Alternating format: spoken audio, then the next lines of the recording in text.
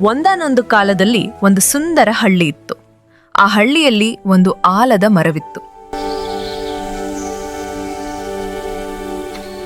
ಕುರಿ ಕಾಯಲು ಬರುತ್ತಿದ್ದ ಹುಡುಗರು ಆಲದ ಮರದ ಹತ್ತಿರ ಆಟವಾಡುತ್ತಾ ಕಲ್ಲಿನಿಂದ ಮತ್ತು ಕಟ್ಟಿಗೆಯಿಂದ ಮರಕ್ಕೆ ಹೊಡೆದು ಆ ಮರವನ್ನು ಘಾಸಿಗೊಳಿಸಿ ಸಂತೋಷಪಡುತ್ತಿದ್ದರು.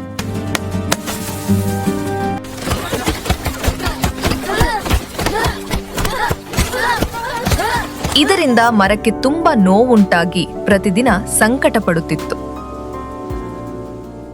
ಗೆಳೆಯನ ದುಃಖವನ್ನು ನೋಡಿದ ಕಾಗೆ ಅವನನ್ನು ಕೇಳುತ್ತದೆ. ಗೆಳೆಯ, ಯಾಕೆ ಇಷ್ಟೊಂದು ದುಃಖದಲ್ಲಿದೆಯಾ? ನೀನು ನಮ್ಮ ಆಶ್ರಯದಾತ. ನೀನು ಹೀಗೆ ಇರೋದನ್ನು ನೋಡಲು ನನಗೆ ತುಂಬಾ ಬೇಸರವಾಗುತ್ತದೆ. ನಿನ್ನ ಕಷ್ಟ ಏನೆಂದು ನನ್ನ ಬಳಿ ಹೇಳಿಕೊ. ಸಾಧ್ಯವಾದರೆ ನಾನು ಅದನ್ನು ಬಗೆಹರಿಸುತ್ತೇನೆ. ಏನ್ ಹೇಳಲಿ ಗೆಳೆಯ, ಮಕ್ಕಳು ದಿನ ನನ್ನನ್ನು ಹೊಡೆದು ನನಗೆ ಗಾಯ ಮಾಡಿ ತುಂಬ ನೋವು ಮಾಡ್ತಿದ್ದಾರೆ. ಅವರು ಹೀಗೆ ಮಾಡ್ತಿದ್ರೆ ನಾನು ಸಾಯಬೇಕಾಗುತ್ತದೆ. ನನಗೆ ತುಂಬ ನೋವಾಗುತ್ತಿದೆ. ಈ ಕಷ್ಟದಿಂದ ನನ್ನನ್ನು ಪಾರು ಮಾಡುವವರು ಯಾರು? ಗೆಳೆಯ, ನಿನ್ನ ಕಷ್ಟವನ್ನು ನಾನು ಬಗೆಹರಿಸ್ತೀನಿ. ನೀನು ಚಿಂತಿಸಬೇಡ, ನಿಶ್ಚಿಂತೆಯಿಂದ ಇರು. ನಾನಿನ್ನ ಹೊಡ್ತೀನಿ. ನಮಗೆ ಆಶ್ರಯ ಕೊಟ್ಟ ಗೆಳೆಯನಿಗೆ ಕಷ್ಟ ಬಂದಿದೆ. ನಾವು ಅವನಿಗೆ ಹೇಗಾದರೂ ಸಹಾಯ ಮಾಡಬೇಕು. ನೀನೇನು ಚಿಂತಿಸಬೇಡ, ನಿನ್ನ ಜೊತೆಯಲ್ಲಿ ನಾನಿದ್ದೀನಿ. ನಮಗೆ ಗೂಡು ಕಟ್ಟಿಕೊಳ್ಳಲು ಮೊಟ್ಟೆ ಇಡಲು ಆ ಮರ ನಮಗೆ ಸಹಾಯ ಮಾಡಿದೆ. ನಾವು ಅದರ ಕಷ್ಟವನ್ನು ಬಗೆಹರಿಸೋಣ. ನನ್ನ ಬಳಿ ಒಂದು ಉಪಾಯವಿದೆ. ಬಾ, ಈಗ ಹೊರಡೋಣ.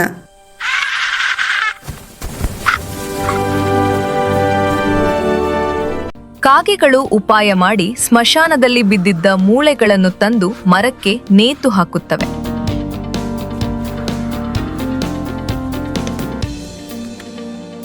ಗೆಳೆಯ, ನೀನೇನ್ ಚಿಂತಿಸಬೇಡ.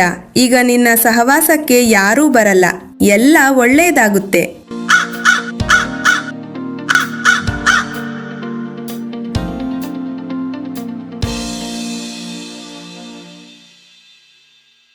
ಮರದಲ್ಲಿ ಮೂಳೆಗಳನ್ನು ಕಂಡ ಹುಡುಗರು ಇದು ಭೂತದ ಮರವೆಂದು ಹೆದರಿ ಅಲ್ಲಿಂದ ಓಡುತ್ತಾರೆ.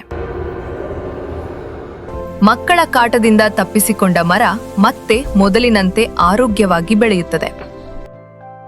ಗೆಳೆಯ, ನಿನಗೀಗ ಹೇಗನಿಸ್ತಿದೆ? ಈಗ ನೀನು ಖುಷಿಯಾಗಿದ್ದೀಯಾ? ನಿಮ್ಮಿಂದಾಗಿ ನಾನು ಮತ್ತೆ ಖುಷಿಯಾಗಿದ್ದೇನೆ. ನಿಮ್ಮ ಸಹಾಯ ಎಂದು ಮರೆಯಲ್ಲ ನಾನು. ನಿಮಗೆ ಧನ್ಯವಾದಗಳು. ನೀನು ಖುಷಿಯಾಗಿರುವುದನ್ನು ನೋಡಿ ನಮಗೆ ತುಂಬಾ ಸಂತೋಷವಾಯಿತು. ನಾವು ಆಹಾರ ಹುಡುಕಿ ತರಲು ಹೋಗುತ್ತಿದ್ದೇವೆ. ನಾವು ಬರೋ ತನಕ ನಮ್ಮ ಮೊಟ್ಟೆಗಳನ್ನು ಜೋಪಾನ ಮಾಡುವೆಯಾ?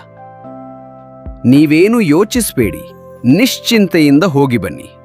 ನಾನು ನಿಮ್ಮ ಮೊಟ್ಟೆಗಳನ್ನು ನೋಡಿಕೊಳ್ಳುತ್ತೇನೆ. ಹೋಗಿ ಬನ್ನಿ. ಸರಿ, ನಾವಿನ್ನು ಹೊರಡ್ತೀವಿ. ಒಳ್ಳೆಯದಾಗಲಿ.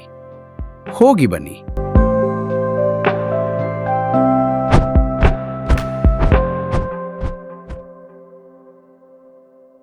ಆ ಸಮಯಕ್ಕೆ ವಿಷ ಸರ್ಪ ಒಂದು ಮರದ ಬಳಿ ಬರುತ್ತದೆ. ಗೆಳೆಯ, ನೀನು ಸದೃಢವಾಗಿದ್ದೀಯಾ? ನಿನ್ನ ಬಳಿಯಲ್ಲಿ ನಾನು ಆಶ್ರಯ ಪಡೆಯಲೆ? ನೀನು ದುಷ್ಟ ಪ್ರಾಣಿ. ನಿನ್ನನ್ನು ನಂಬೋದು ಹೇಗೆ?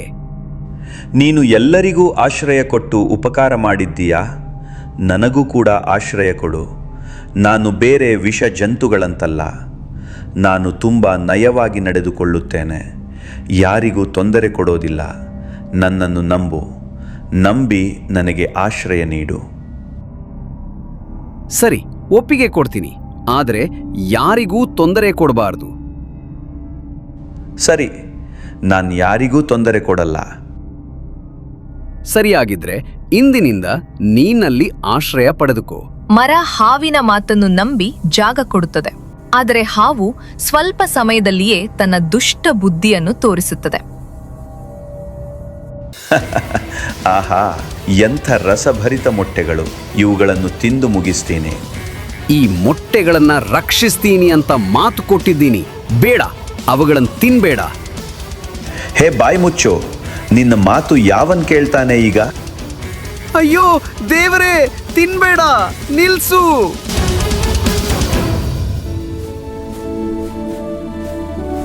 ಮರಳಿ ಬಂದ ಕಾಗೆಗಳು ತಮ್ಮ ಮೊಟ್ಟೆ ಕಾಣೆಯಾಗಿರುವುದನ್ನು ಕಂಡು ಬಹಳ ದುಃಖಪಡುತ್ತವೆ. ಗೆಳೆಯ, ನಾವು ನಿನ್ನ ನಂಬಿದಕ್ಕೆ ನೀನು ಈ ರೀತಿ ಮಾಡಿದ್ದು ಸರಿನಾ? ಇಲ್ಲ, ಅದು ಹಾಗಲ್ಲ. ನಮ್ಮ ಮಕ್ಕಳು ಹುಟ್ಟುವ ಮುಂಚೆಯೇ ಸತ್ತು ಹೋಗಿದ್ದಾರೆ.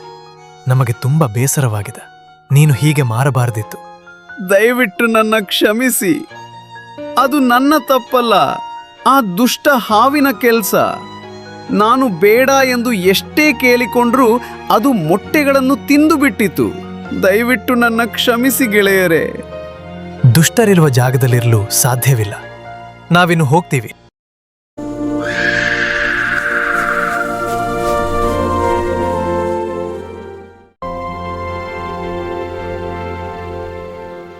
ಹಾವು ತನ್ನ ದುಷ್ಟ ಬುದ್ಧಿಯನ್ನು ಮುಂದುವರಿಸುತ್ತಾ ಮರದ ಕೆಳಗೆ ವಿಶ್ರಾಂತಿ ಪಡೆಯುತ್ತಿದ್ದ ವ್ಯಕ್ತಿಯ ಮೇಲೆ ಆಕ್ರಮಣ ಮಾಡುತ್ತದೆ. ಮತ್ತೊಬ್ಬ ವ್ಯಕ್ತಿಗೆ ಹಾವು ಕಚ್ಚಿದಾಗ ಜನರೆಲ್ಲ ಭಯಭೀತಗೊಳ್ಳುತ್ತಾರೆ. ಕೋಪಗೊಂಡ ಊರಿನ ಗ್ರಾಮಸ್ಥರು ಹಾವನ್ನು ಹೇಗಾದರೂ ಮಾಡಿ ಸಾಯಿಸಲೇಬೇಕೆಂದು ದೃಢ ನಿರ್ಧಾರ ಮಾಡಿ ಹೊರಡುತ್ತಾರೆ. ಹಾವು ಮರದಿಂದ ಹೊರಗೆ ಬರಲಿ ಎಂದು ಮರದ ಬುಡಕ್ಕೆ ಬೆಂಕಿ ಹೆಚ್ಚುತ್ತಾರೆ. ಆದರೆ ಬೆಂಕಿಯು ಮರಕ್ಕೂ ಸಹ ವ್ಯಾಪಿಸಿ ಮರವು ಹತ್ತಿ ಉರಿಯಲು ಶುರು ಮಾಡುತ್ತದೆ. ಮರದ ಜೊತೆ ಹಾವು ಕೂಡ ಸುಟ್ಟು ಭಸ್ಮವಾಗುತ್ತದೆ.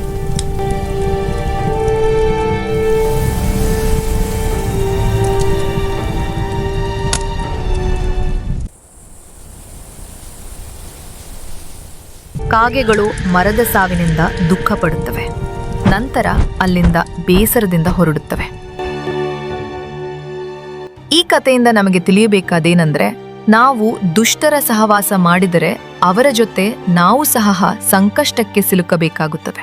ಸಜ್ಜನರ ಸಂಗವದು ಹೆಜ್ಜೇನು ಸವಿದಂತೆ, ದುರ್ಜನರ ಸಂಗವದು ಬಚ್ಚಲಿನ ರೋಜ್ಯದಂತೆ.